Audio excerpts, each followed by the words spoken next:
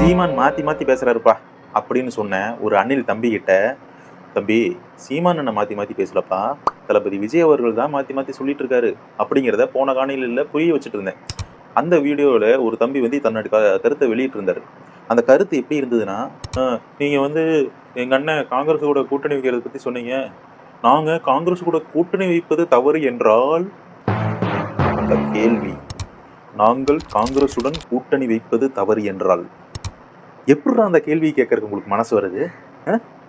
ஏண்டா உனைய மாதிரி என்னைய மாதிரி அண்ணன் தம்பியில அக்கா தங்கச்சியில பெத்த தாய பச்சிலம் குழந்தைகளை வன்புணர்வு செஞ்சு கொலை பண்ணி சுட்டு கொன்ன நாய்களுக்கு காங்கிரஸ் காசு கொடுத்து அப்ப சப்போர்ட் பண்ணியிருக்கு. அந்த நாயில உள்ள வரக்கூடாதுன்ட்டு அவங்களை எதிர்த்து பேசிட்டு இருக்கிற. அப்படி நம்ம தளபதி விஜய் என்ன சொல்றாரு, அண்ணன் நாம ஏன் காங்கிரஸ் கூட கூட்டணி வைக்க கூடாது அப்படின்னு கேட்டிருக்க. அப்படி அப்பவே சீமான சிறப்பு கழட்டி பலாருன்னு கண்ணத்துல அரைஞ்சிட்டு வந்துருது. அப்படின்னா அந்த கேள்வியை கேட்டிருப்ப அப்படியே மறுபடி, உண்மையான காங்கிரஸ் தான் இங்க கூட இருக்குது, ஆனா உண்மையான காங்கிரஸ் யாரு பக்கம் நிக்குது? What bro, this is very wrong bro.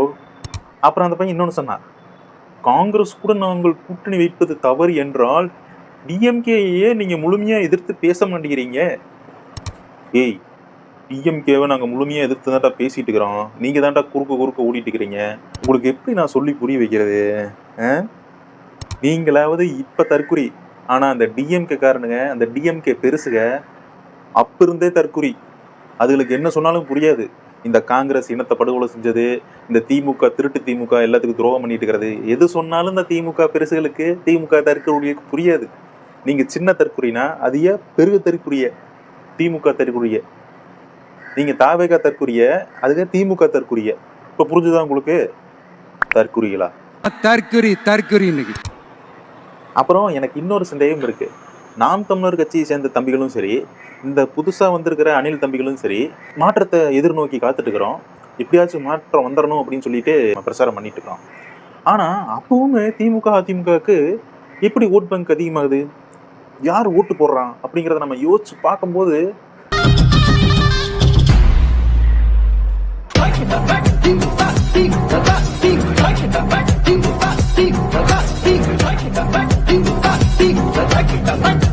அப்ப அந்த கிழட்டுக்கட்டையெல்லாம் ஒழிச்சாதான் முழுசா திமுக ஒழியும்னு நினைக்கிறேன். அப்ப அது வரைக்கும் நாம் எத்தனை நாள் காத்துட்டுக்கிறது? காத்திருப்போம். என்ன பண்றது, நம்ம முன்னோர்களா போயிட்டாங்க, காத்திருக்கணும்.